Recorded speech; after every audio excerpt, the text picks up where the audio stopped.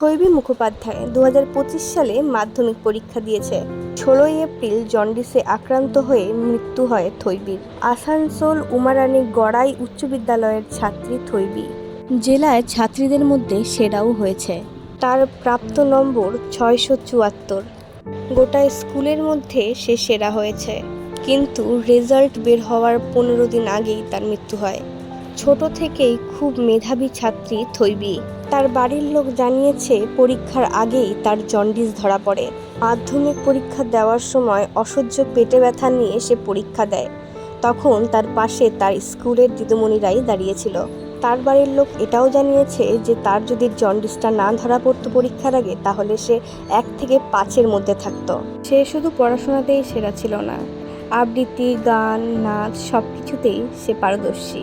স্নেহের হাত ওর পিঠে দিচ্ছিলেন, সবসময় ওকে সাহস যোগাচ্ছিলেন।